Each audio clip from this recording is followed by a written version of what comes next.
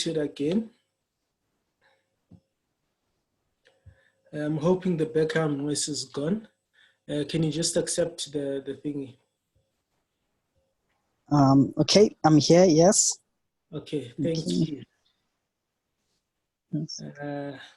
So I'm still having, can you just, Arthur? Yes. Can you just get in contact with Tatenda, ne? Okay. And ask him about the YouTube, because it says video post on YouTube. I have no idea why. Just call him and say, because it says video post, so it's not live on YouTube. All right, I'll sort that out. That's fine. Okay, thank you. Okay, guys. Like I said, I'm Elton from Brighter Future, and I'll be your maths person for today. Should you have any questions or anything, just raise your hand or ask Arthur anything, and Arthur will direct your questions to me. So hopefully we're gonna have a long, nice session together. So today we'll be looking at Trig. So I know a lot of us, I mean, I'm talking about myself as well. I used to think Trig was a monster back in high school. So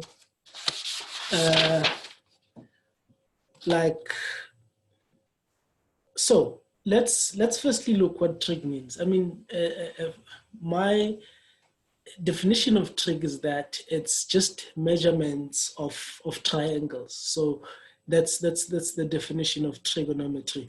I'm hoping you guys can hear me. And if there's anyone who cannot hear me, just mention it in the comment section so that it is addressed and that I quickly fix it on my side. But without further ado, we're going to be looking at trig ratios, and then from trig ratios, go to the reduction formulas, and then from reduction formulas, go to identities, and then from there, look at your general solutions. And then after looking at the general solution, lastly, hopefully if time permits, we can then go and look at the trig graphs. So let me quickly share my screen with you guys. So let me share my screen with you guys.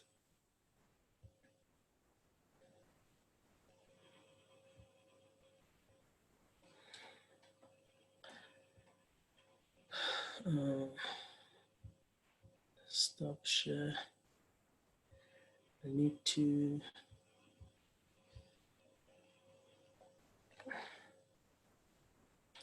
Arthur, did you get a hold of Tatenda?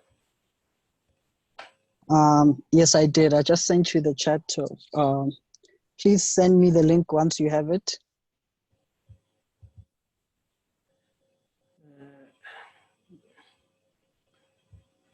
Okay.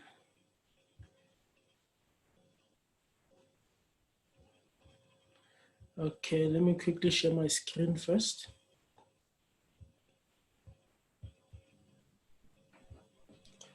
Share screen. Okay, guys. So this is my whiteboard. This is where I'll be working today.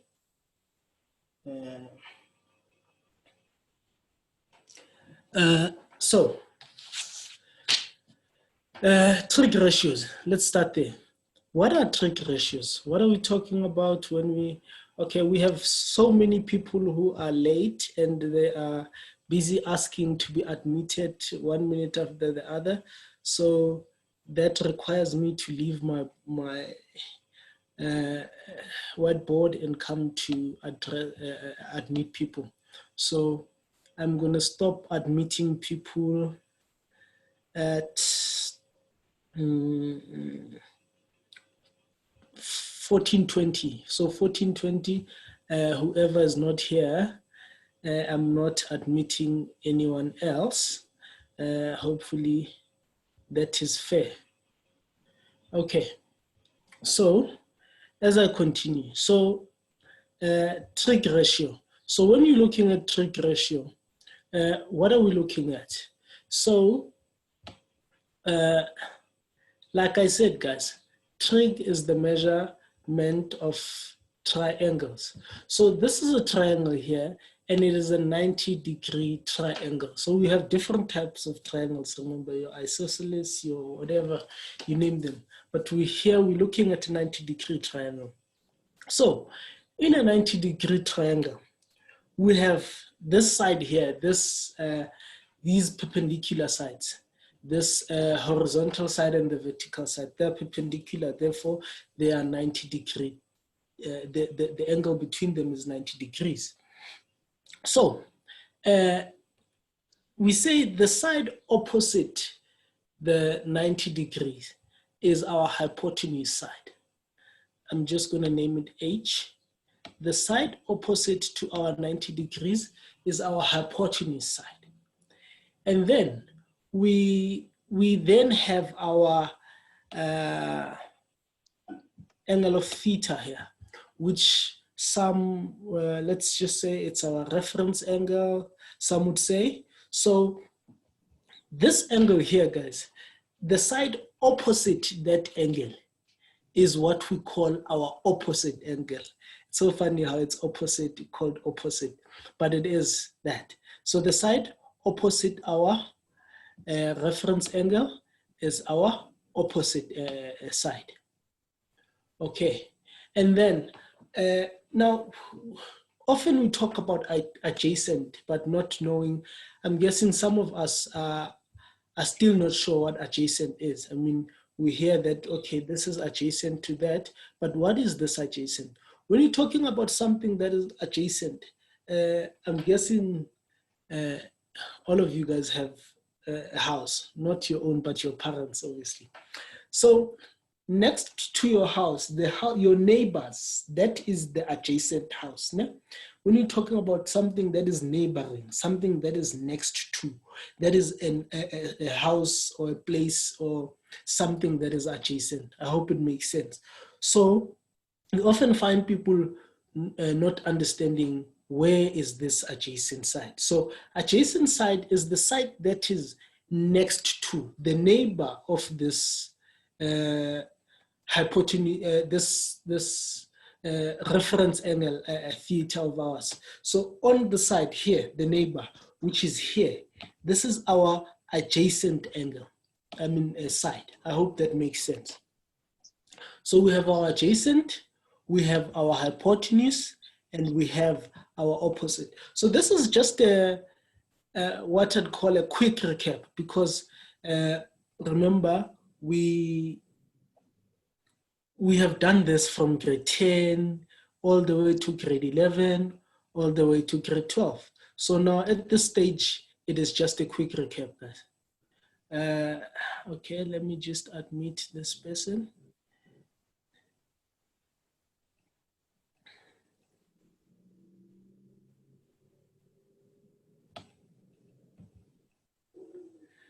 Okay. So, admit, not chat, please. Okay, this person is admitted. So that's good then. Okay, I continue. So when we're working with trig ratios, how can I say? We work with the ratios of the sides in a triangle when you're working with a hypotenuse and sine and cos and tan. So our sine here, sine is equal to, like I said, we're working with ratios of the triangle to define our sine theta, our cos theta, and our tan theta. So we have a sine theta here, which this is an abbreviation of sine with an E. So a sine originally has an E, so we've just abbreviated it to SIN. I hope that makes sense. So the ratio is opposite over hypotenuse. opposite side over the hypotenuse side. Over the hypotenuse side. So now one would ask, which side is the hypotenuse? The hypotenuse is the longest side of our triangle. And then we go to our cosine, which we abbreviate as well to cos. We abbreviate as well to cos. So cos theta, now this is equal to adjacent, like I've just explained what adjacent is. It's equal to adjacent over hypotenuse. Adjacent over hypotenuse. And then we have lastly our third function, which is our tangent. So which we also abbreviate to tan. Or tan.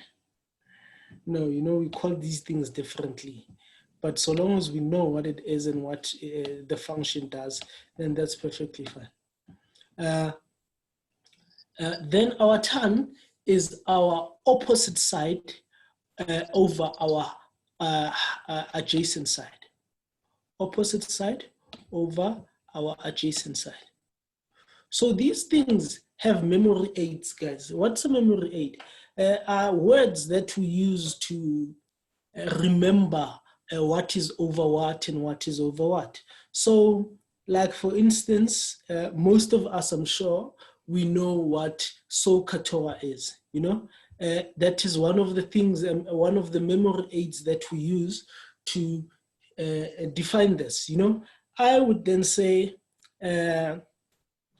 those of you who are planning on studying maths in varsity, you would then go and study algebra. You'd go do your linear algebra, you'd go do your abstract algebra, and then doing algebra, you'd then say, because I wouldn't want to use the word hell, so let me use heaven. You'd say, oh, heaven, another hour of algebra, because it's that hectic, So when you're thinking of that, the oh, heaven, the oh, heaven, OH, oh, heaven, another hour of algebra. That would then say to you that this is, oh, heaven, another hour of algebra, because algebra is really frustrating. Of algebra. So these are memory aids that I'm talking about, that you could remember. Your sine is opposite over hypotenuse, your cos is adjacent over hypotenuse, and your tan is opposite over adjacent. So I want us to look at now a very important part in our trig. We are going to look at things like questions there so that we understand it better. But firstly, I just need us to go through this memory lane just to remember what we did in grade 10, to remember what we did in grade 11, because it's really important for us to know what happened then for us to be able to master trig. It isn't that much of an, it's more like your Euclidean geometry. When you have mastered your theorems from grade 11, then your grade 12 becomes smooth sailing. You are not going to have too much problems. So now I want us to look to have, let me put here, let me put a Cartesian plane. Let me put a Cartesian plane. So I'm having a Cartesian plane here.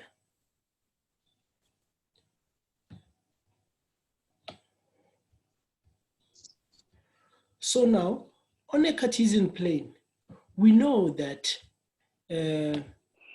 for trig, this is our 0. That's where we start. We move in an anti-clockwise direction. So this is our 0, and then This is supposed to be y.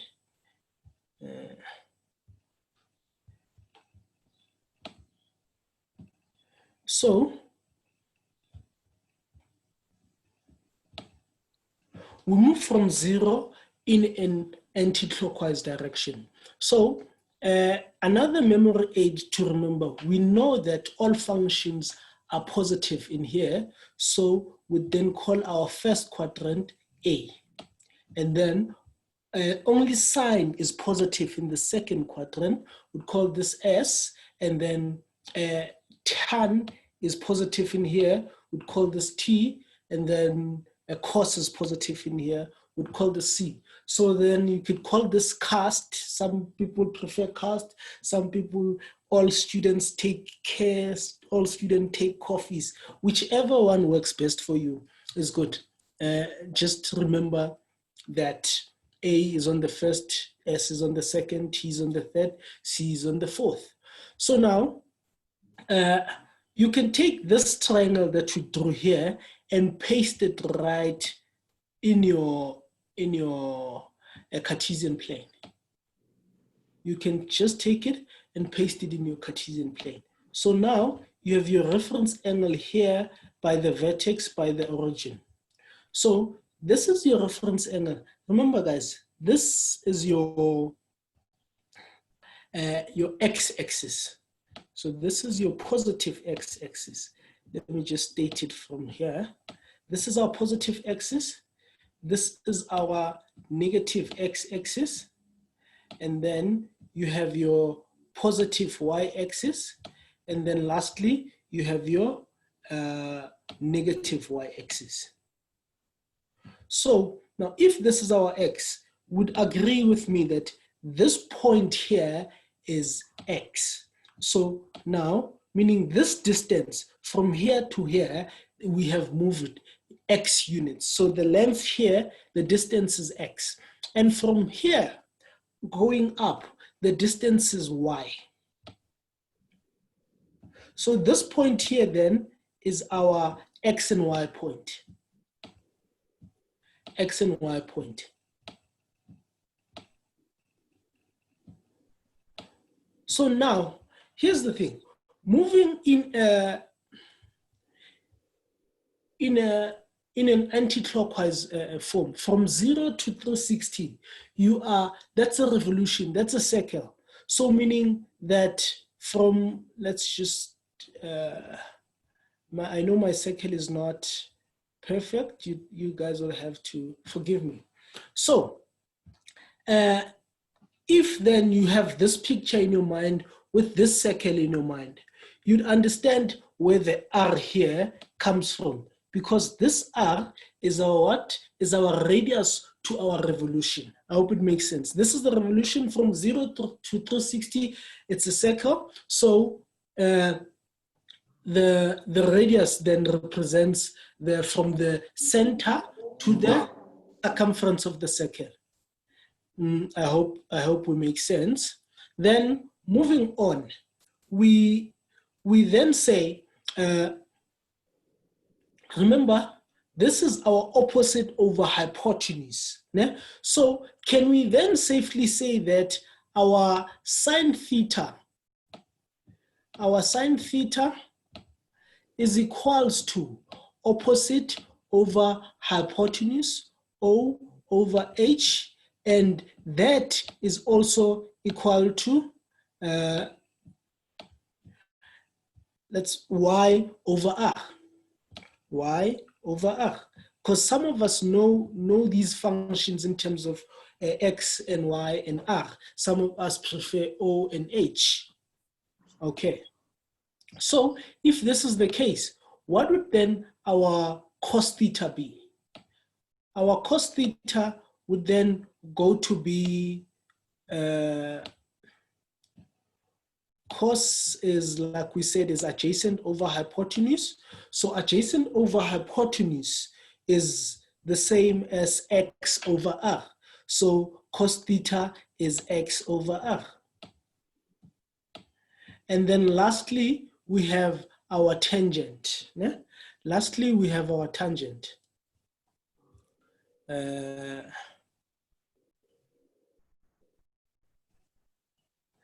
Okay, is it Zukisa? Is it only Zukisa who cannot hear anything, or all of us are having the same fate?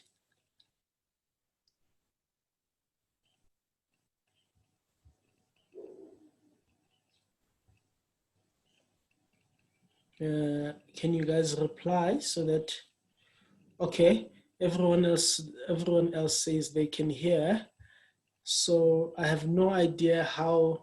Can you just maybe just leave the room and come back, Zukisa? Maybe that can work. Can you just leave the room and come back? Okay, everyone else can hear. And can you guys see? I'm hoping you can hear and you can see. Arthur, can you just, can you see my whiteboard? Yes, Okay. we can see the whiteboard. Okay, lovely. So moving on. Now we have tan theta. So now, what is our tan theta? Our tan theta would then be our y over x. Would then be our y over x. Okay, I hope that makes sense. Yeah? So now, I want us to look at the reductions on our Cartesian plane. So we said that our sine is positive in the first quadrant. We said that our cos is positive in the first quadrant because we said all are positive in the first quadrant. So our sine is positive, our cos is positive, and our tan is positive. And our tan is positive in the first quadrant.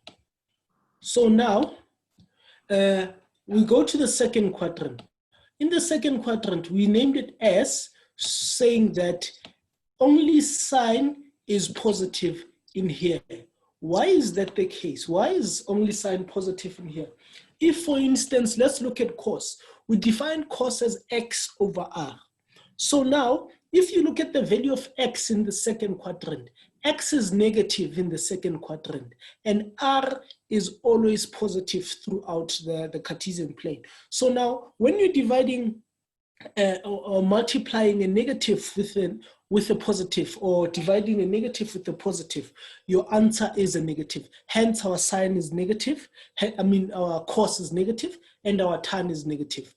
But if you look at the sine, our y is positive in the second quadrant, and our hypotenuse is positive. Hence, we have a positive sign. Now we come to the third, which is tan is positive in the third quadrant. So now, since we know that tan is positive in the third quadrant, what makes tan positive? Tan is y over r. Both y over x. Both y and x are positive in the third quadrant. I hope it makes sense. Both y and x are both negative in the third quadrant. What does that mean? It means that a negative divided by a negative is a positive, or a negative divided by, multiplied by a negative is a positive. So we go to our last one, which is cos. Cosine is positive in the fourth quadrant. So what makes it positive? X is positive there and R is positive. Therefore, the function is positive in there.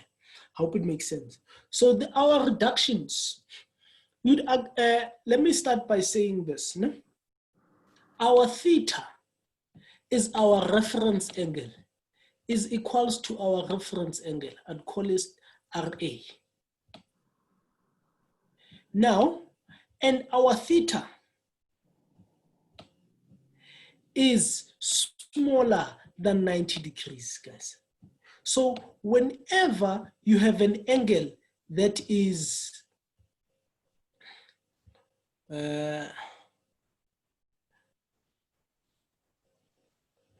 yes, Mapula, you can just quickly do that. So our angle,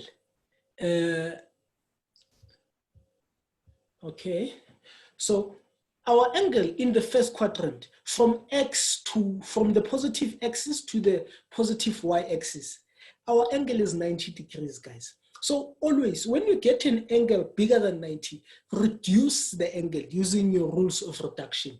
But anything less than 90, you keep it as that. So in here, why am I saying theta is less than 90?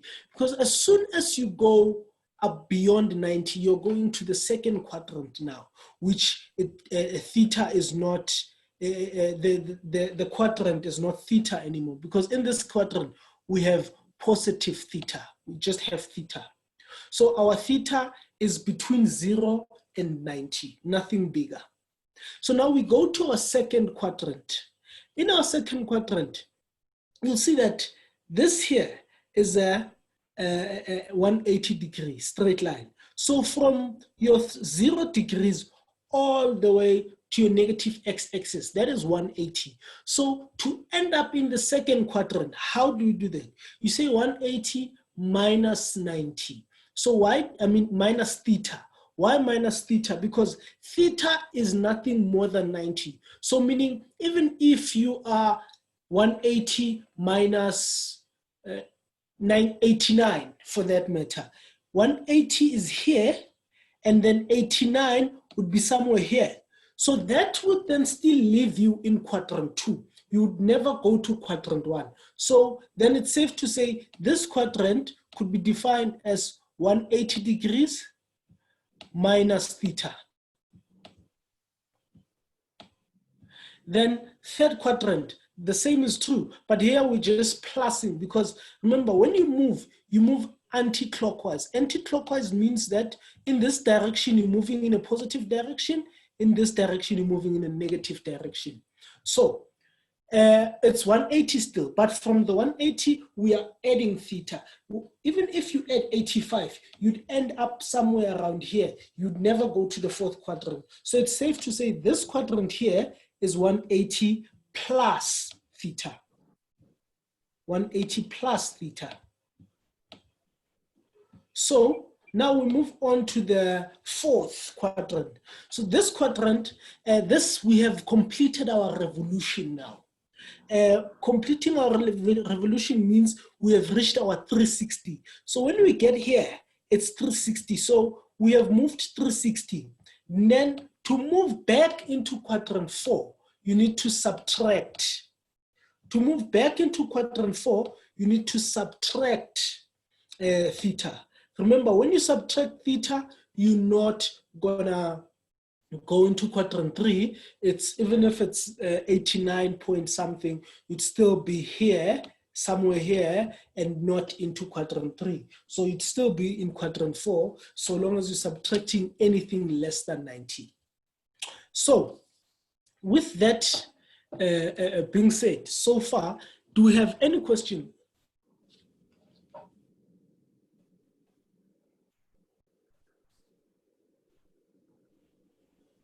Any questions? Okay. Okay, nothing, I'm guessing. So let's move on then.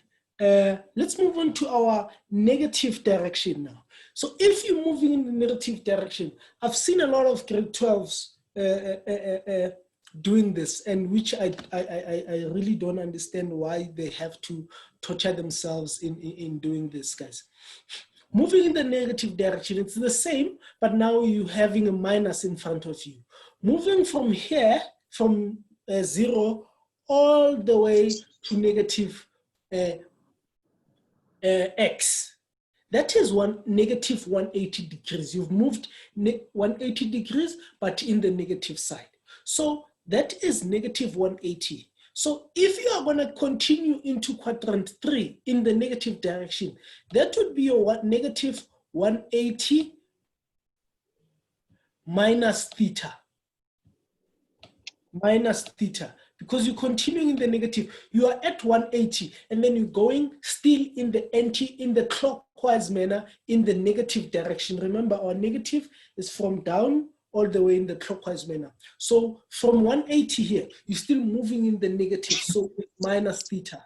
In our third quadrant, it would be minus 180, but when you get to 180, you change your direction. You move in the plus direction now. You'd have a minus 180 plus. I hope it makes sense. So you get people doing trig something, identities or simplifications. They would want to, when they reduce, they would want to take out a negative. Maybe you have an equation, a sum that says sine bracket negative 180 plus theta. One would want to take out a negative, put it in front, and then you don't have to do that. You just have to move in the negative direction and get to the right quadrant and reduce. That's all. That's all. If you look at, let's look at sine, for an example. Let's look at sine negative 180 plus theta. So that, if you look at that closely, we are moving in the negative direction. So you move all the way to the negative x. As soon as you get here, then you're saying plus. Plus is in this quadrant, plus theta is in this quadrant. So how is sine in the third quadrant? Sine is positive in the third quadrant. I mean, it's negative in the third quadrant. So you'd have a negative sine theta. You'd have a negative sine theta. So what does that mean? It means you do not have to go and take out a negative and put it in front and confuse yourself even more. You don't have to do that.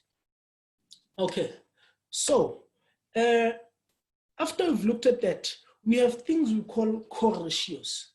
Co-ratios are your using 90 degrees. I mean, here we've been using 180 and 360. Now we are reducing in terms of 90 degrees. What co-ratios are is that the co-ratios or co-functions, they are supplementary to each other. Meaning, if you have a sine 30 is the same as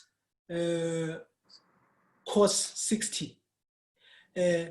Sine 45 is the same as cos 45. Sine 25 is the same as cos 65. Sine 10 is the same as cos 80. So they supplement each other to add to 90. But cos 50 is the same as sine 40. I hope you understand.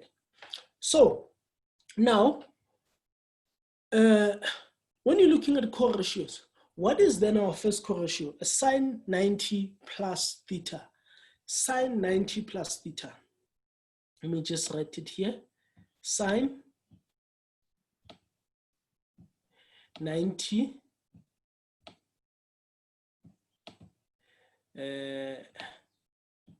plus theta. So you would then agree with me that when you're moving from theta here, from 0 here, you're saying 90 plus, you are going into your second quadrant. 90 degrees plus theta, you're going into your second quadrant. And how is sine in the second quadrant? Sine is positive in the second quadrant. Therefore, your co-function takes the sign of the original function. So your cos becomes positive as well. Cos theta. One would ask, why is cos positive in the second quadrant?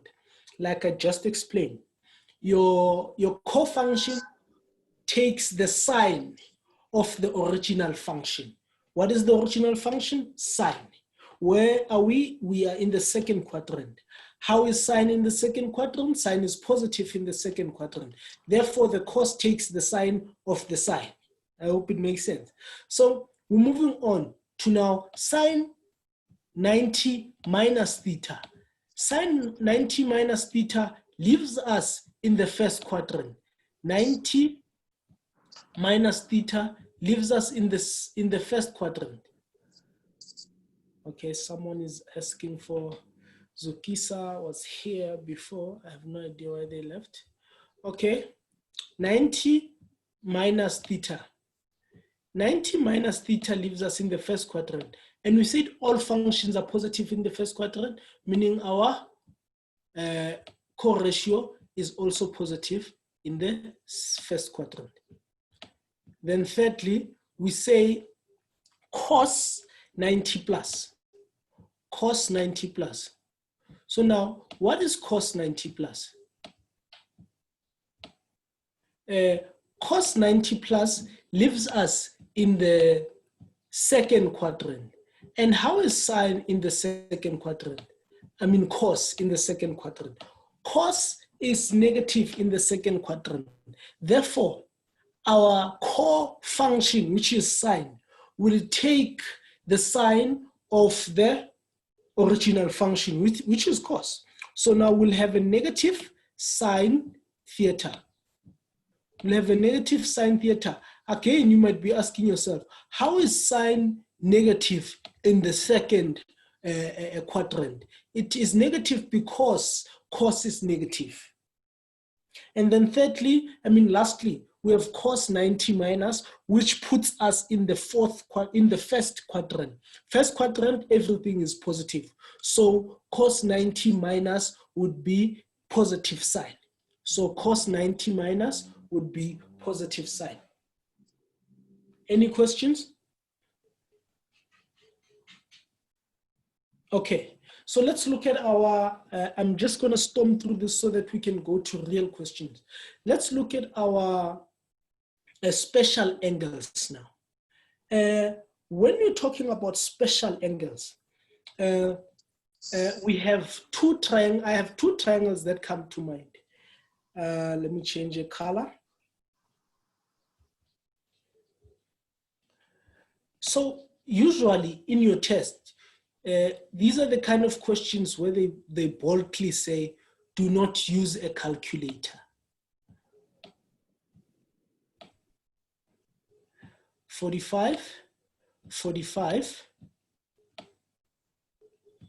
and then this is 90 degrees. So this is 1, and this is 1, and this is set 2. And then we have our second triangle here, which is 30 and 60. So this is a 90 degree. So now this here, we have a 2. And here you have a 1. And here we have a set 3. Guys, when they say do not use a calculator, usually your calculator would give you something, the same answer in decimal, but would give you a different form that you would get if you were using your special angles. Therefore, you're gonna get it wrong in an exam. So rather just memorize this here. I don't think it's too difficult. It's just 45, 45, and then it's 1 and 1 set 2, 30 and 60, 1, 2 set 3. It's not really difficult. So if we know that at the top of our head, then the simplification type of questions aren't going to be a problem for us. So moving on, I'm going to move on to, let's see, our grade 11 identities. We've had a few identities back in grade 11. Let's move on to that. So I don't want to close this off completely. Okay, our grade 11 identities. So in grade 11, you'd agree with me, you've been taught that, or in grade 10 even, or 9, I'm not sure,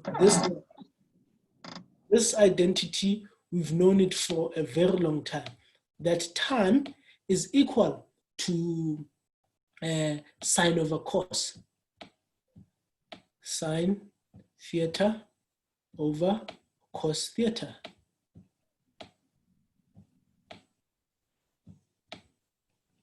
So back in when I was in high school, which is like 50 years ago. It's a long time. In an exam, I would just, this would take me like 5 minutes max to just write it. And I'd just take a blank paper, just put the Cartesian plane in the center, and then write all this information on the paper, just quickly write all this information so that when I get to trig, I just flow. You know, everything is just right in front of my eyes and I can just move swiftly. So then we have our second identity, which is sine squared theta plus cos squared theta, cos squared theta equals to 1. And then we have our, then you can give us, this is sine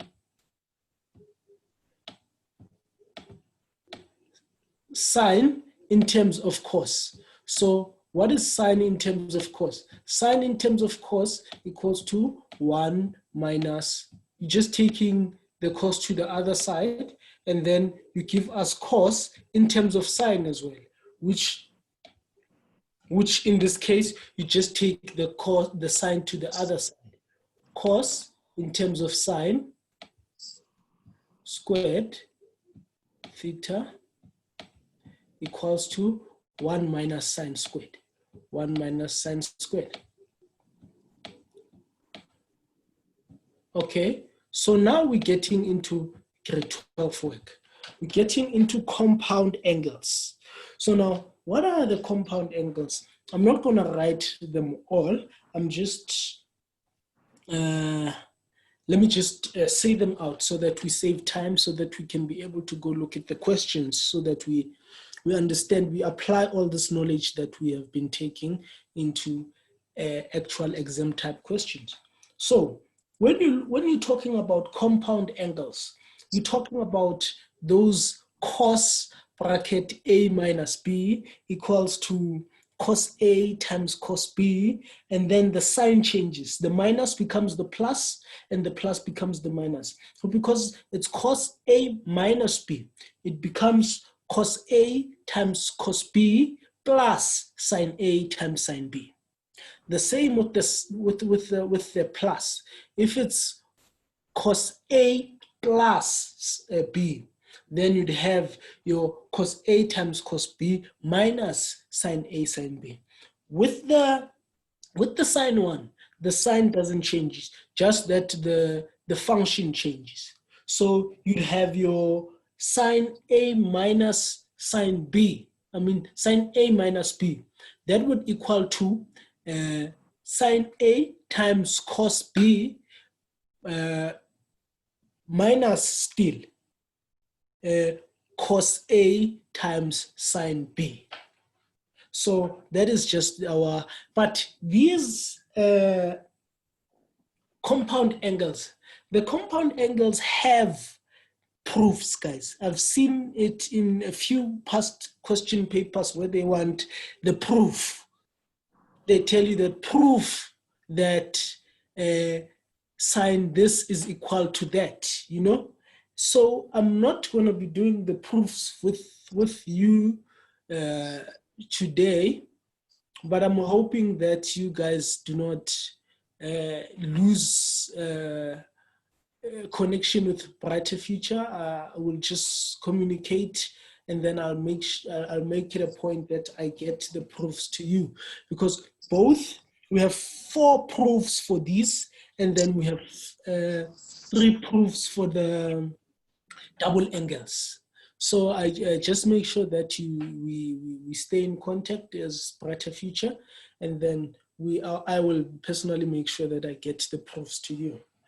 Then now we have what we call double angles. Double angles are short. I could just quickly write them here. You have your cos. You have your cos. Let me write it neatly. Cos 2 x. So now, what would cos 2x equal to? Cos 2x would equal to cos squared x,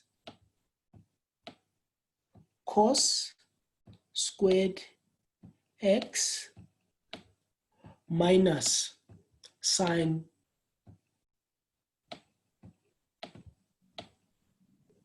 squared x. Like I said, there's a proof of how we got to cos 2x equaling to cos squared x minus sine squared x. But it's not something that we're doing today, unless if it's in one of our questions that we are facing today, then I'll quickly do it. So now,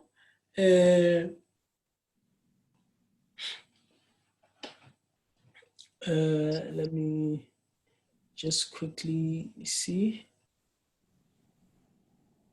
Okay, so let's move on to our, okay, this can be proved in 3 ways. You could then substitute, in place of your sine, substitute your 1 minus cos 2 theta in here, in place of your sine.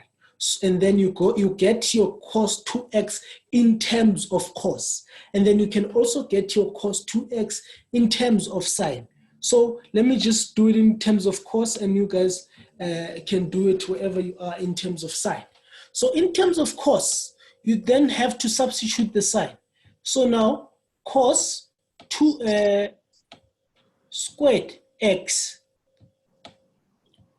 would then be minus, in bracket. It's very important to put the bracket in front of your negative sign. Cos squared theta. So now that would then give us what? That would then give us cos 2x minus 1 plus another cos 2x. That would then give us 2 cos squared x, 2 cos squared x minus 1. That is our cos 2x in terms of cos. Now you can also get it in terms of sine by substituting the cos with the 1 minus sine squared x.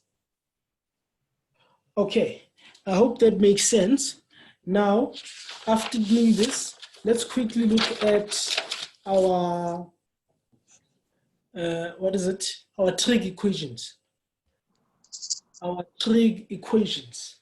So our trig equations, I'm just going to look at, so that when we do the questions, we do all the questions. So I just want to see, trig equations is generally your general solution. Yeah?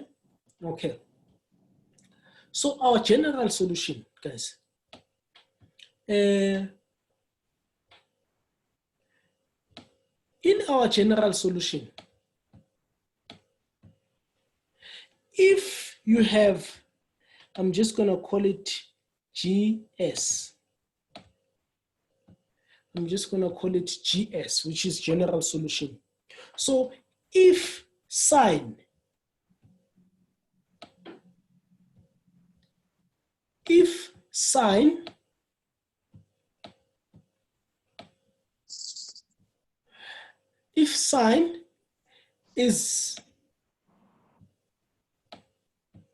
is equal to the gradient, whatever gradient is. So let's say, and our gradient is between 1 and minus 1. Our gradient is between 1 and minus 1. 1 and minus 1. So now, why am I saying gradient between 1 and minus 1? If you look at your sine function, so this is my Cartesian plane, and then I have my sine function here. So by looking at this, the highest point in this function is 1, and the lowest point in this function is minus 1. I hope it makes sense. So anything beyond that, your graph, your sign doesn't exist. It would say error in your calculator if you say sign, second function sign that is bigger than 1 or minus 1 or smaller than minus 1. It would give you an error because from the function you can see that our original function sign doesn't exist when you have anything smaller than -1 or anything bigger than 1. I hope it makes sense. So if this is the case, if your sign is your gradient and your gradient is between this 1 and -1, then your reference angle, theta, which is your reference angle, then your reference angle, your theta, is equal to the reference angle plus 360k, and then k is an element of real numbers, plus 360. Remember, the period of our sine graph is 360, and the period of our cos graph is 360, and then the period of our tan graph is 180. So now we're moving on to real numbers, not integers. So why is the reference angle plus this giving us the general solution? Sine is positive in the first quadrant. Sine is positive in the first quadrant. I hope it makes sense. Sine is positive in the first quadrant, and in our first quadrant, it's only our reference angle plus 360k equal to integers. Your second solution would be your theta is equal to 180 minus reference angle. Remember, reference angle cannot be bigger than 180. I mean, not 180, 90. Yeah? Okay, so this leaves us in the second quadrant where sine is positive. Therefore, this is plus k360 plus k360k. 360k. So now k is an element of integers. K is not integers, real number. K is an element of real number. So those are our two solutions for sine. So now we'd go to cos and have solutions for cos as well. So what are our solutions for cos? If cos theta is equal to the gradient, and the gradient is between, look at our cos graph again. We'll look at our cos graph again. Our cos graph starts here and all the way here. So this point here, maximum point is 1, and our minimum point for our cos graph is -1. So if you have anything as bigger than 1 or smaller than -1, you just, guys, say not applicable. You don't have to go and calculate. As soon as you say second function, cos second function 3, it gives you an error because the function doesn't exist in 3, because that is the range of our function. Our range for the function is between 1 and -1. The range for the sine function is between 1 and -1. So if cos, then this is the same scenario here, but in place of sine we put cos now. What happens? Let's check that out. If cos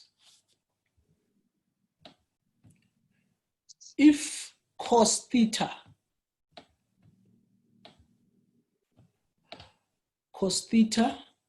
equals to m, I'm not sine, cos theta, Arthur, Yes. You are here to remind me like things like if I'm saying cos and writing sine, you are supposed to say, hey, you're not supposed to do that.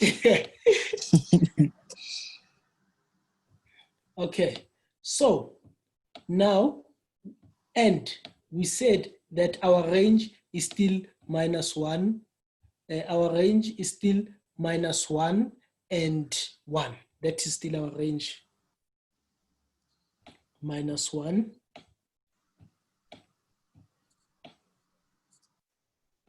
and 1.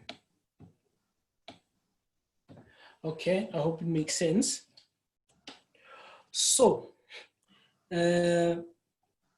what are our solutions then for cos? Our theta would in this case be plus or minus reference angle. I'd explain why I'm saying plus or minus reference angle, plus K, 360K.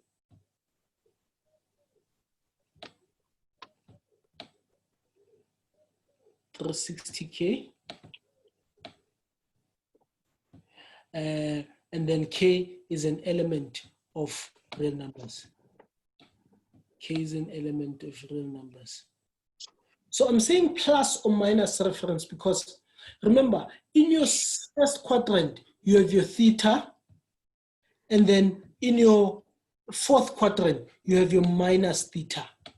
When you're moving in the negative direction, this quadrant becomes minus theta. When you're moving in the positive direction, quadrant 1 becomes your positive theta. Hence, I'm saying plus or minus reference angle. I hope it makes sense. So that could be your two possible solutions for your general solution when you're dealing with a cos. Now, when you're dealing with tan, what are your solutions? So if we look at our graph as well, function for tan. Now, our functions for tan has asymptotes. Asymptote is a point where the graph doesn't exist. So by -90 and 90, our function has an asymptote. So look at the range. The range is from -infinity to infinity. It's not like your cos and your thingy, but the range is between 90 to 90, which is 180. Moving to the right from the origin, you're moving 90 degrees. Moving to the left from the origin, you're moving 90 degrees. Now that makes 90 and 90, 180. So the period of your tan graph becomes 180. So, but the range though, the range is what? Is infinity to infinity, because this graph goes up and up and up and goes closer and closer and closer to your asymptote, but never touches your asymptote. So now would say, if in this case, if tan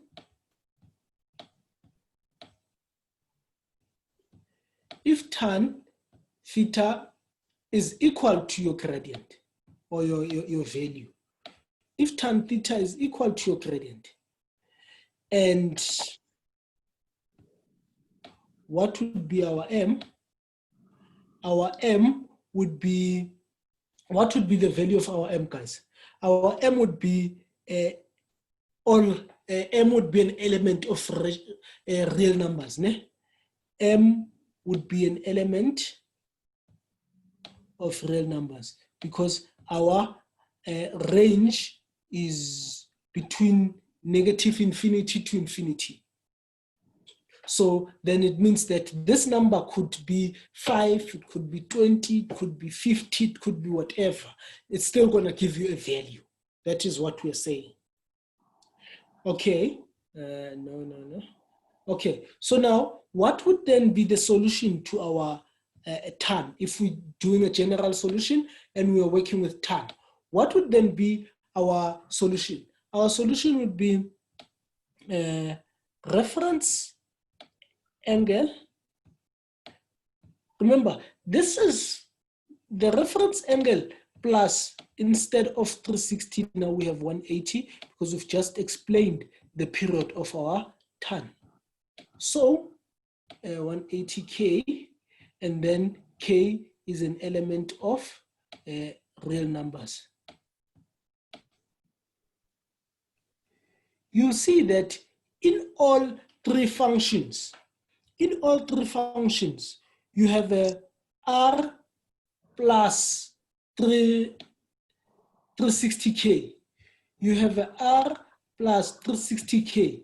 You have a R plus 360K. Why is this the case? Because, this is 180K. Because all functions are positive in the second quadrant. All functions are positive in the first quadrant, not second quadrant. Arthur, you're sleeping. No, I know you will correct. Oh, okay. In the first quadrant, guys. So, where is tan positive again? Tan is equal to positive in the third quadrant again. And what is the third quadrant? Third quadrant is 180 plus reference angle. 180 plus reference angle. So our other solution could be 180 plus reference angle. 180 plus reference angle, and that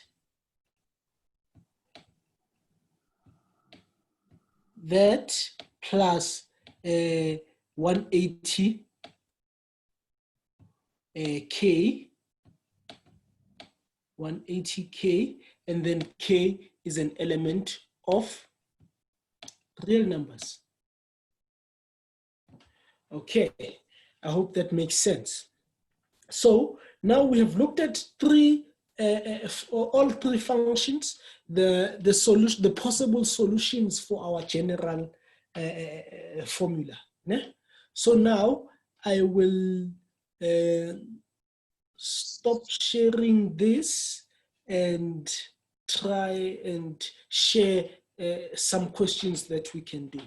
Let me quickly try and do that. Okay, as I'm looking for more questions, what do we guys have questions? As I'm looking for, as I'm going to upload the questions, do you guys have questions?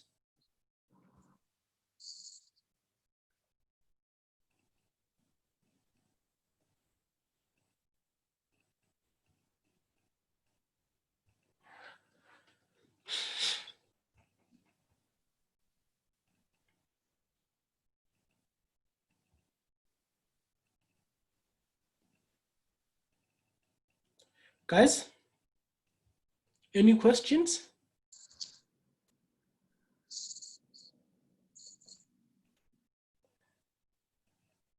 Okay, if we're happy, can we just thumbs up so that we can just see there's a no there. If we're happy, yes, I see thumbs up. I see thumbs up, which is good. Okay, let us try and go to the questions.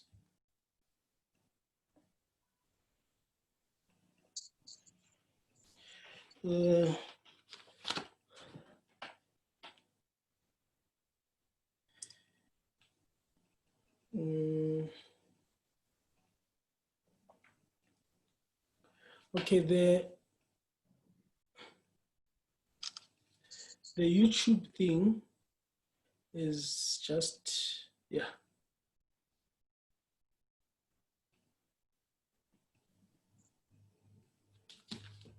Okay, so let us continue.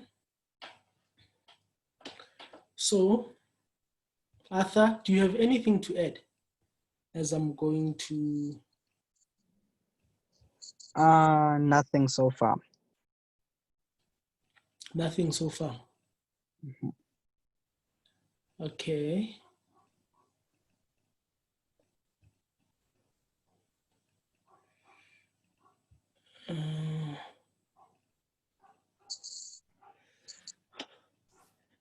Zoom is is showing me his whiteboard, and I don't want Zoom's whiteboard. I want my own. Okay. Let me do this. I want my own whiteboard.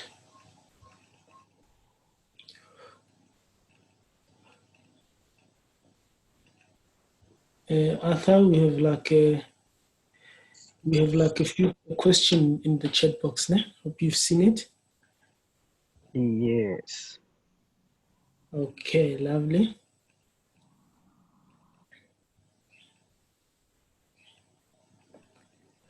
I've realized something. Okay.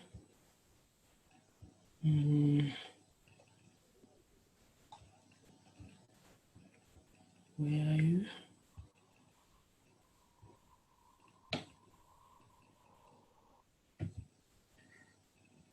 Let me quickly paste this.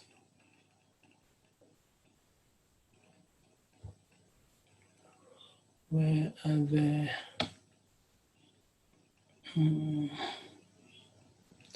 what are you doing? Trig, ne? Okay. Open file. Can you guys see my screen? Or not yet? Not yet. Okay, cool. Share screen.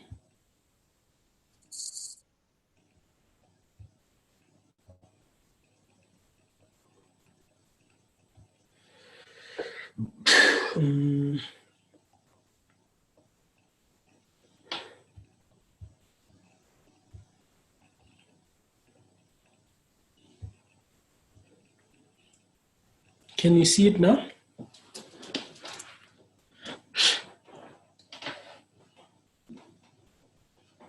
Yes. But we're seeing the whiteboard. Yes.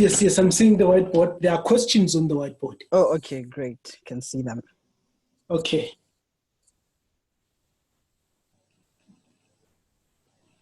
That's what I want you to see.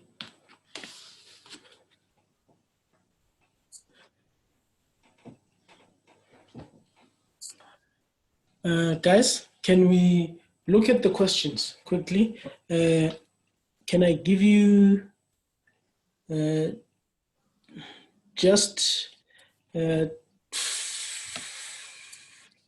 5 minutes to storm through? Don't do them, just storm through them. Just see if you would be able to do this if necessary, but we do them together right now. We do them together.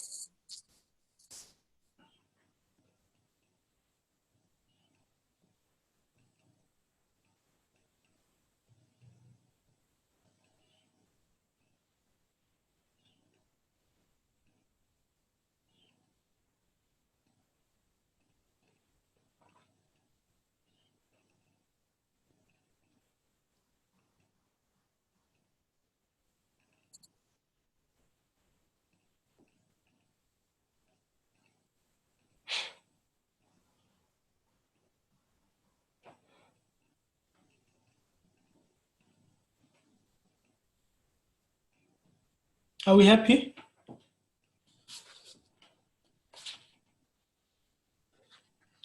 Hello?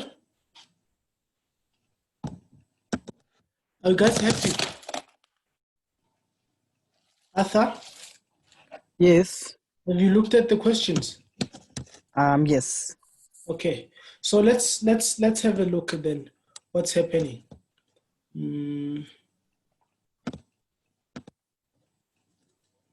Okay, so the first question says, if sine 28 equals to A and cos 32 equals to B, determine the following in terms of A and or B.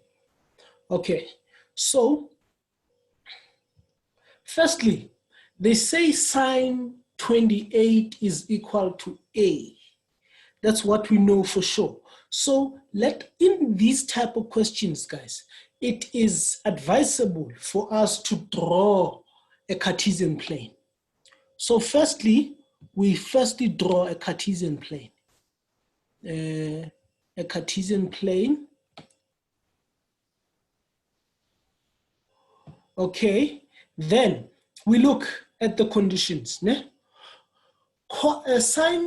Okay, firstly, 28 is an angle that would be in the first quadrant. 32 is an angle that would be in the first quadrant. Cos and sine, it's A and B. They are both positive. Where on the Cartesian plane would you find those two functions positive? In the first quadrant. So now our conditions says we are drawing our sketch in the first quadrant. So you have your A, let's say A, not A, 28. 28 as our reference angle. We have 28 here, and then I'll just close this off. So now, question is, if this is A and 1, why am I saying A and 1? Because I'm told that sine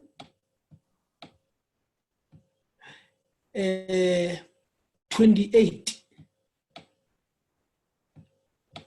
is equal to opposite over hypotenuse. So now, if it's A, remember, if you want to write that in a fraction, then our opposite would be the A and our hypotenuse would be the 1. I hope it makes sense. Now we're moving on. Now, how do we then get our third side of the triangle? That's one thing that needs to be asked as well. How do we get the third side of the triangle? Now, the third side of the triangle you'd get by simply calculating, né? By simply using your theorem of Pythagoras. You know you have your r squared is equal to x squared plus y squared. X squared plus y squared. Now, we have our value of y as A already. We have our value of r as 1 already. We're looking for x. So then what would our x be? Our x would be 1. We're taking the y to the other side. So we'd have minus y, which is a. So let's substitute it as minus a squared. And then you have your root. Why the root? Because the x was a squared. To get rid of the squared, we root both sides. Okay, so this is the value of the x. The x is the area here. The x. X is equal to this value here. This value here. So now we continue. We say, okay, since that is our sine, so what is cos 28 then? We go to our reference angle. Our reference point is at 28. What is cos again? Cos is adjacent over hypotenuse. And what is our adjacent side? Our adjacent side is x side. And what is our x side? We just got the value of our x side. So we'd say then cos 28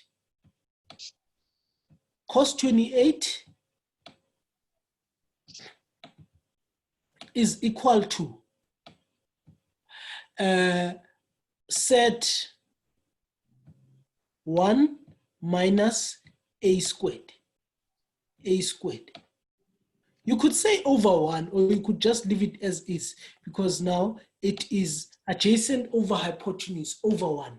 So this is our cos 28. So now let's go and look at our cos 64. Cos 64. Now, 64. Remember, we were given our 32 and 28.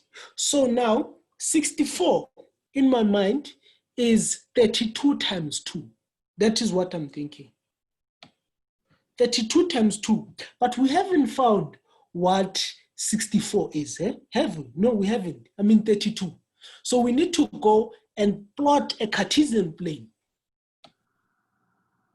Plot a Cartesian plane. Where is 32?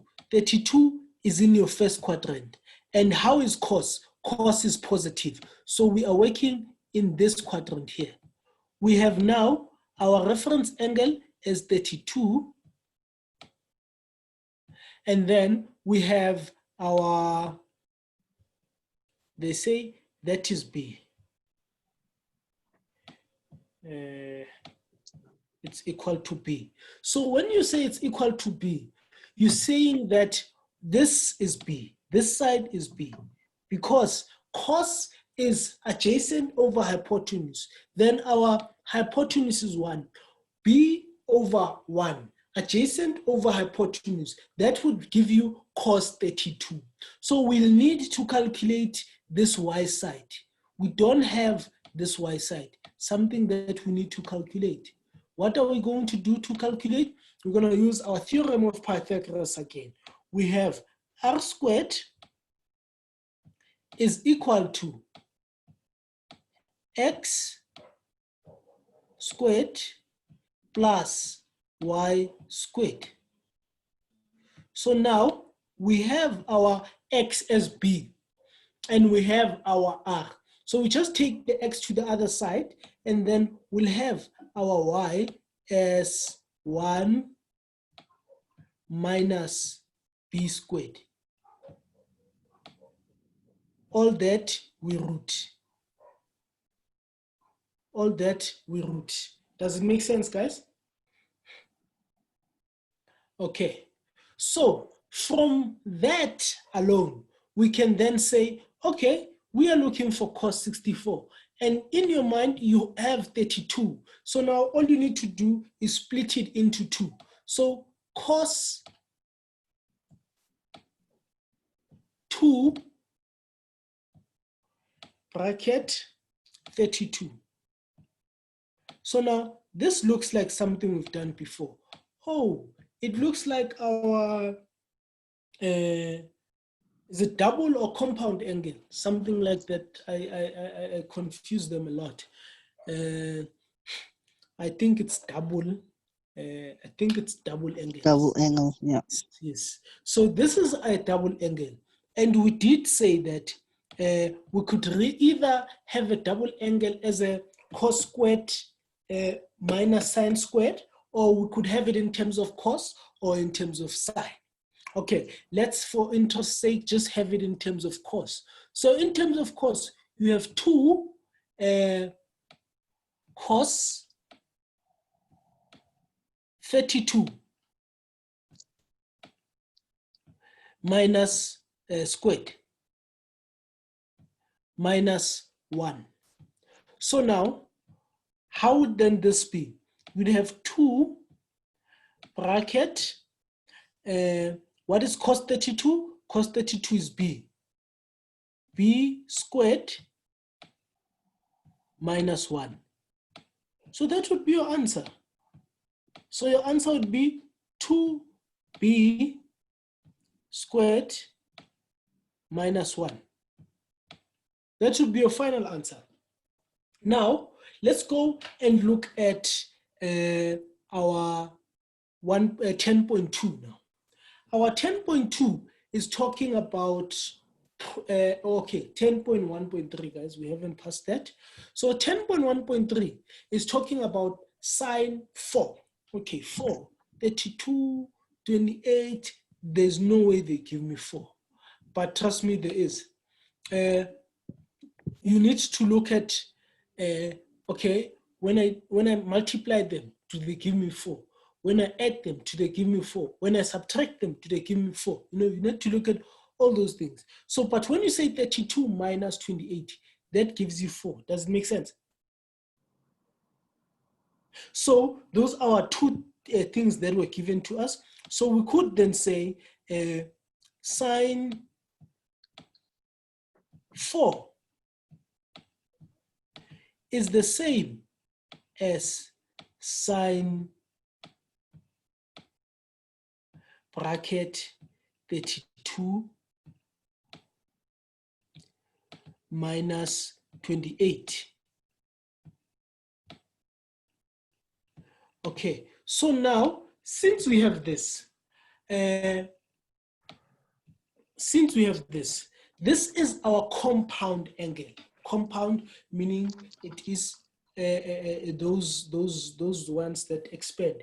And remember, our sign, for sine, the sign doesn't change. So for minus, it becomes minus. Only the functions change. So sine and cos, cos and sine.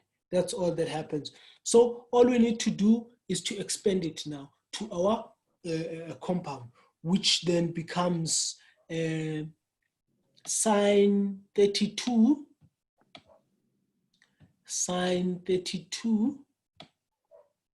times cos 28 minus, remember we said the sign doesn't change, minus cos 32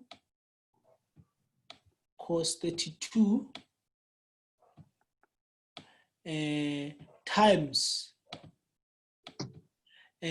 sine 28.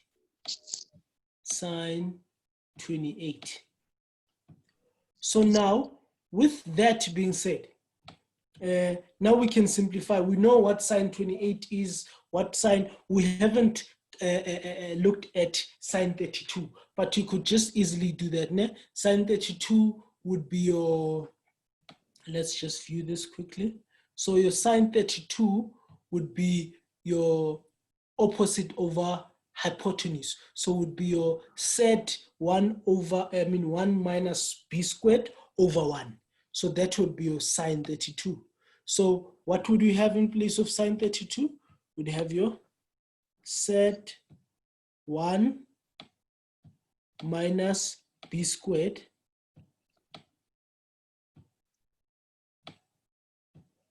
all that multiplied by cos 28 is b, we know that, and the cos 28, no, not cos 28. Cos 28 is said 1 minus a squared. Cos 28 is 1 minus said, I'm forgetting the said, 1 minus a squared. So now that minus, now we have a cos here, 32. We already know we were given, it was given to us that cos 32 is b. So minus b times a. Sine 28 was given to be a. Now when you multiply those two, the roots will cancel out, and then you just need to simplify then. You just need to simplify. I'm hoping that makes sense. You can simply leave it here. You could simply leave it here. You've substituted it, you've showed it in terms of B and A. That is enough. You don't need to go all the way and multiplying, roots canceling, and all those things. Okay? So now we move on to 10.2 now. 10.2 says, prove without the use of a calculator. If sine 28 equals to this and cos 32 is equal to this, all you need to do at this point is to just Okay, they say it's equal to half.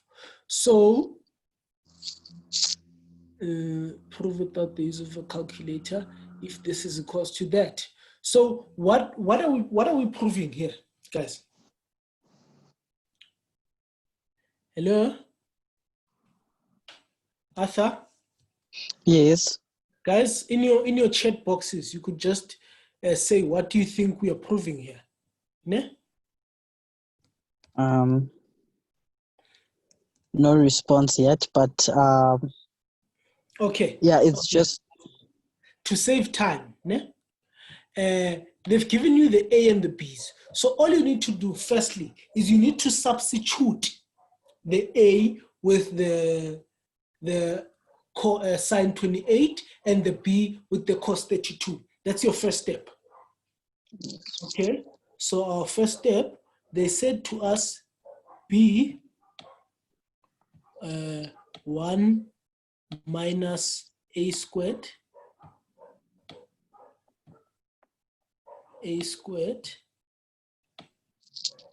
all that multiply, or is it multiply? Let's go back and see. I think it's minus, not, yeah, minus A. minus. Okay. So minus A, and then root 1 minus, ne? 1 minus B squared. And then all that is equal to 1 over 2. 1 over 2. So first things first, like I said, we substitute the B's and the A's with the cos's and the sines. That's the first thing we do. Okay? So B would be our cos 32. So it'd say cos 32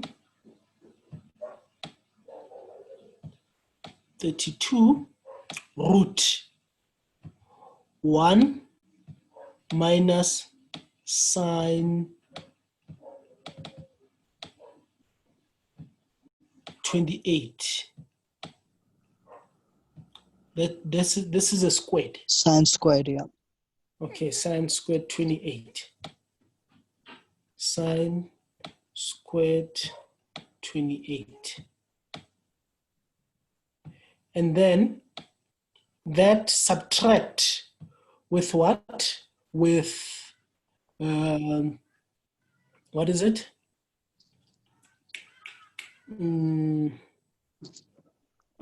That's sine 20, A, which is sine 28. Sine 28. Sine 28. And then root 1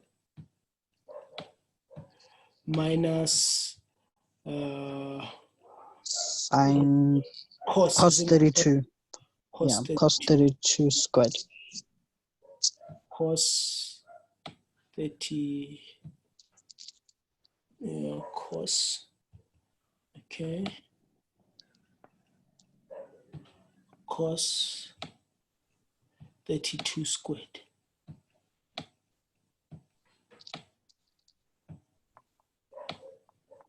Okay, so we said all that is equal to half, guys, ne? So now, how do we then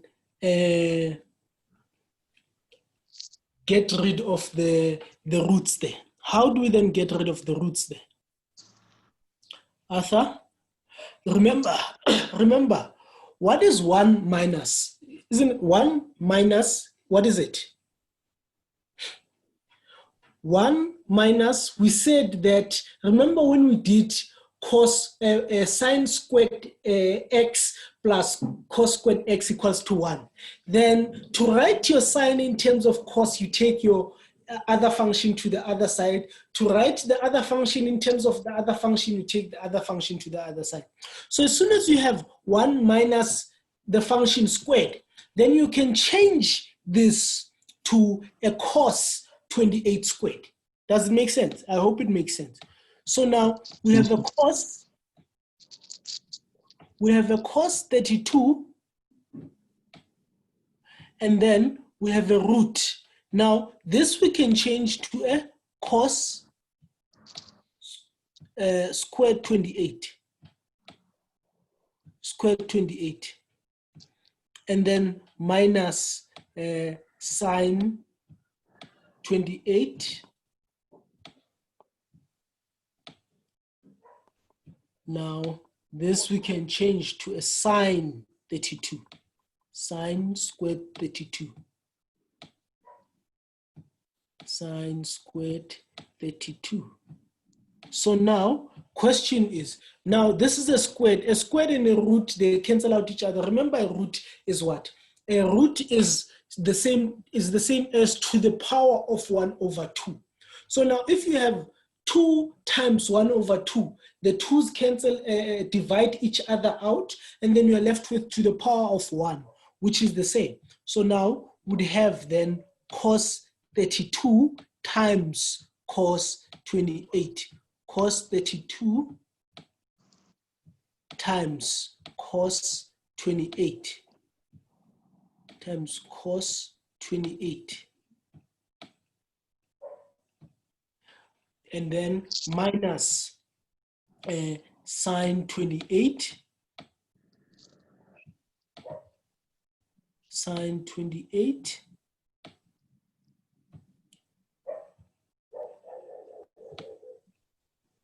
times sine 32. So this is the catch. So now we have this. Now you can just substitute. Né? You can now, oh, look at this. How nice is this? So this is cos 32 and cos 28. Sine 28, cos 32. So now this gets us to cos plus. Can you see that? Cos 32 plus 28. Plus né? 28. Cos 32 plus 28.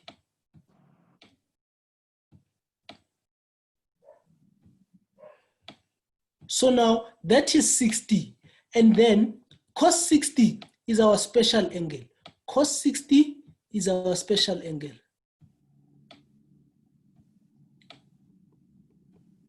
Cos 60 is our special angle, which is what? Which is half.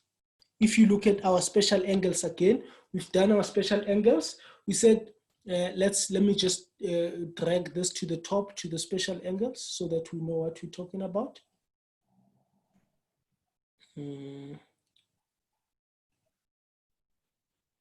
Let's see, where are they? They are here. There they are. There they are. So cos 60 would be, you go to the 60, and then you go to adjacent, which is 1, opposite, hypotenuse, which is 2. So which is 1 over 2. Then it proves what we've been trying to prove, that that is equal to half. So 1 over 2. So I'd want us to do, before this session goes to, I want us to do the general solution and the identity. So 10.4 and 10.5.2.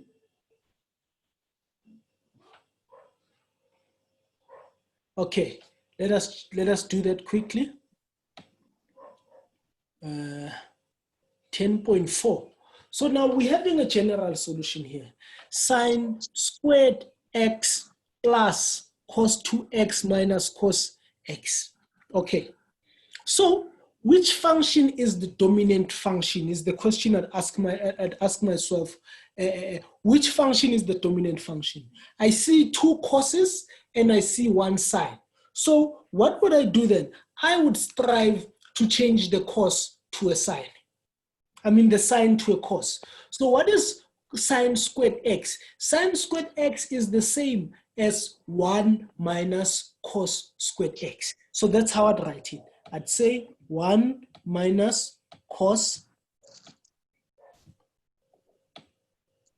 squared x plus, now that is a double angle. How do I get it to cos? To just cos, it would be 2 cos squared x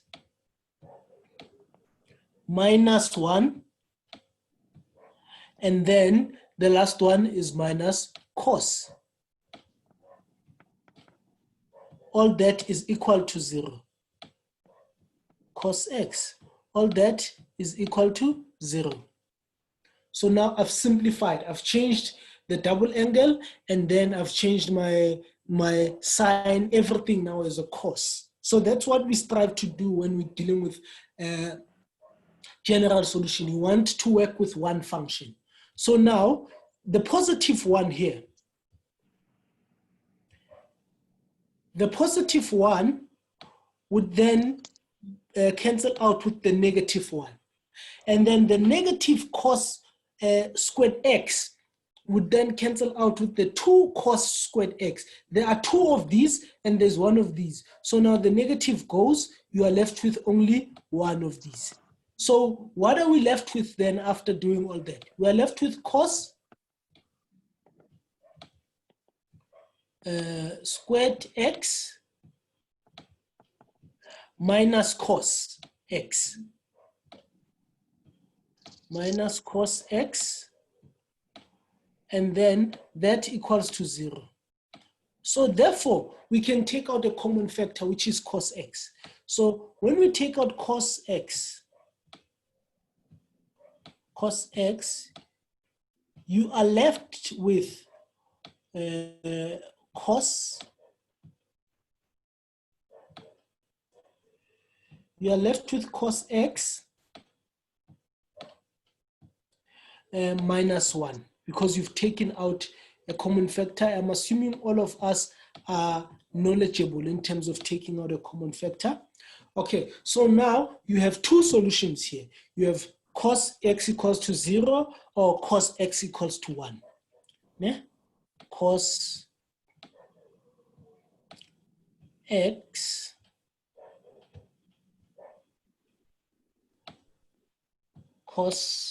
x equals to 0, or cos x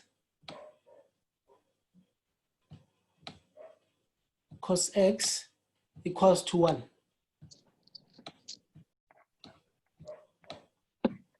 So now what is happening here? What is cos x equals to 0? We need to find the we've spoken about the reference angle when I was explaining general solutions. So you need to find the reference angle here. So second function cos. What is second function cos? Second function cos 0 is what? Do I need to go? I don't have my calculator here. Can someone who has a calculator in front of them just give us the answer quickly in the chat box so that we continue?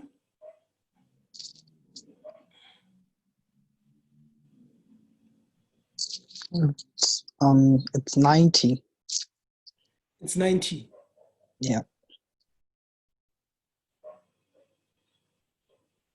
Okay, it's 90.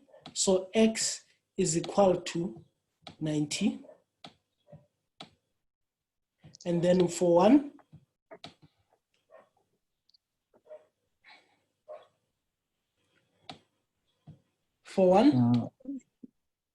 It's probably 0. Let's see. Yeah, 0. Because it starts at thingy. So it's 0. So these are the 2 possible reference angles that we have. So we work with both. Remember I said cos is plus or minus. Cos is positive where x equals to plus or minus 90, y plus or minus 90. These are two solutions. Cos is positive in the first and the fourth quadrant. In the first quadrant, we have positive theta. The fourth quadrant, we have negative theta. So plus or minus 90 plus K360. 360K, K360, it's the same thing, ne? K360. And then K is an element of integers.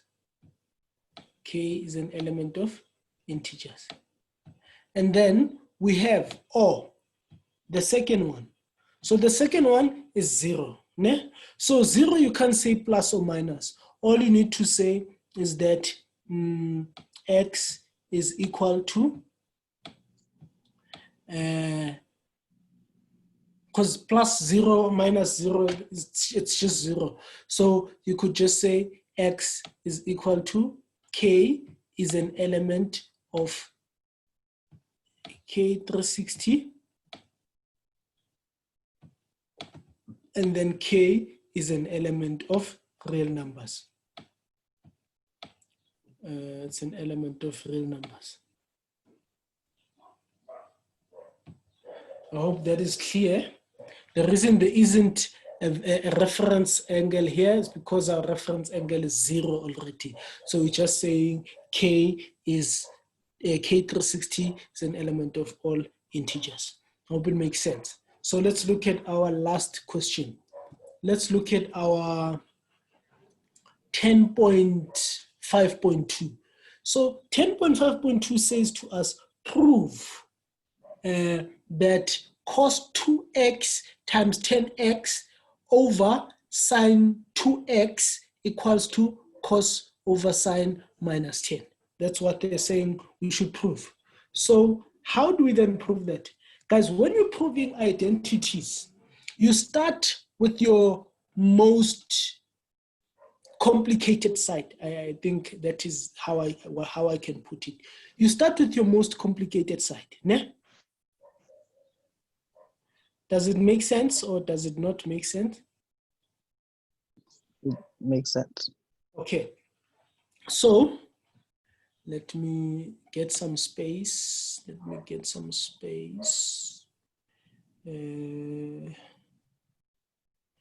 Let's see.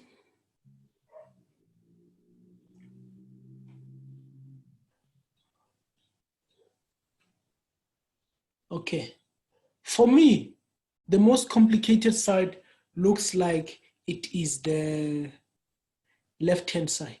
So I'll start on the left-hand side.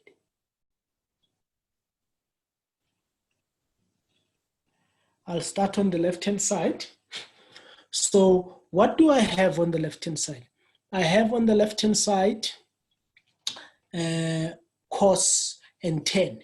And then I have on the bottom sine squared. Okay, so let's change the 10 to sine over cos, and then let's change the cos 2x to, let's just change it to sine and cos, because we have a sine at the bottom, we have a cos, you know, so let's just change it to sine and cos. So we will have left-hand side, ne? Left-hand side. We have cos squared x minus sine squared x. Sine squared x. That gives us times. So all that multiply by cos over a sine over cos.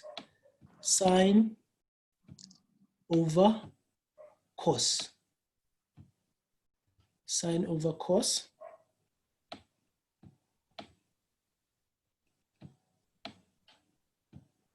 Let me just put the x's.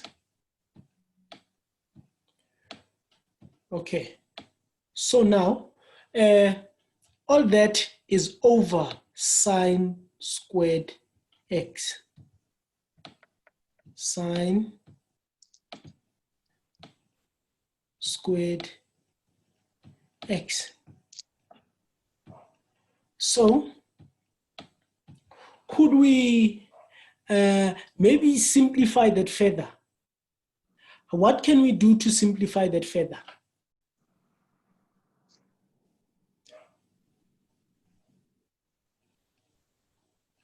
Okay, I'm not getting anything. So this is what I would say, this is what we should do. Yeah? We then need to say, this is our sine over cos.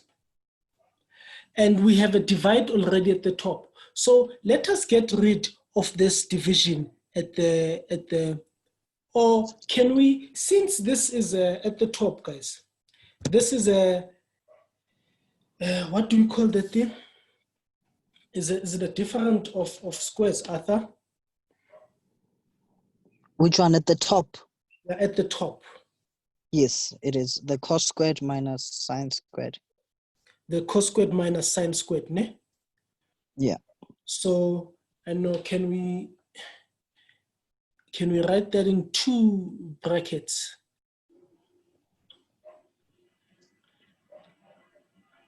Let me see. Okay, firstly, I'd want us to get to deal with this sine over cos here. Ne? This sine over cos here. Let us just multiply it inside. Let us just multiply it inside and have cos squared, cos squared x multiplied by sine over cos. Over cos. These are x's. This is x, this is x. And then we have a minus here. Minus sine squared x multiplied by a, let me just make it a cos over, a sine over cos. Sine over cos.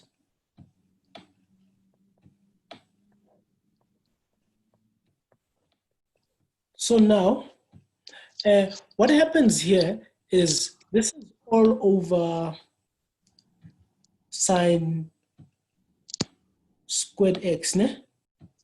Sine squared x. So what happens here, guys, is we can see that one of these will cancel out one of these here. So what would you have here at the top? Here at the top would then be left with cos squared, and not squared, it's just cos. Just cos x, yep. Just cos x times sine x, times sine x.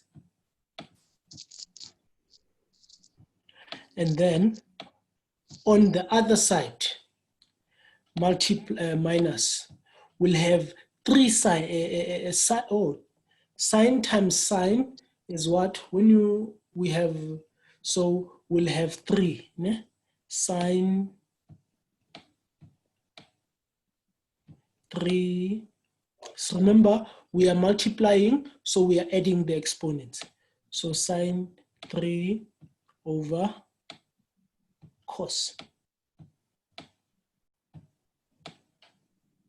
Cos. So if you were to flip this around, remember, if you were to tip and times the sine at the bottom, if you were to tip and times the sine at the bottom, it would be like this.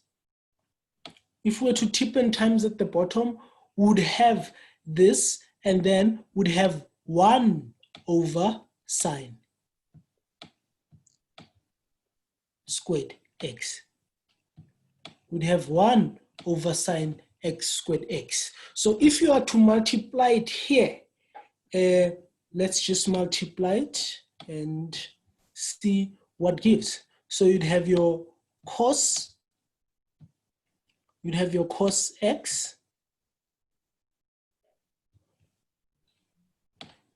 cos x, multiply with your sine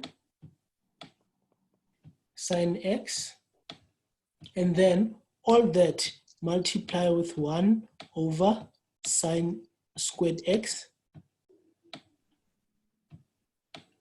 So on this side, you'd be left with 1 sine at the bottom. On this side, you'd be left with 1 sine at the bottom. And then, now let's subtract. My KSA has, okay. Let's subtract. Now, on this side, you have sine 3x all over cos x, and then that multiplied by 1 over sine squared x. So this here, guys, if I hope you're still following. If you have questions and not following, please just ask Arthur, and Arthur will. This here and this here will divide out. So you'll have 1 left at the top. You'll have 1 sine left at the top, and here you'll just have, let's just put it this way. Here you'll have cos x over sine x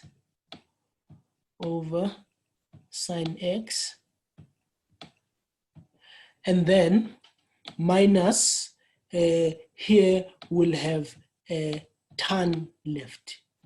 We'll have a tan left, tan x. So if now we go and look at our right-hand side, does it prove that our left-hand side is equal to our right-hand side? Because remember, there are 3 signs here. Now we're dividing 2 away. What is left is the 1 sine and the 1 cos below, which is now 10. Sine over cos is 10. Therefore, you have sine cos x over sine x minus tan x.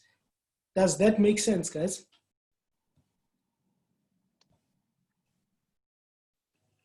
Okay, so fortunately or unfortunately, we have ran out of time, guys. But the good thing is that those of us who are here, I'm hoping that you guys have written your real names here. I see T. T, I don't know who you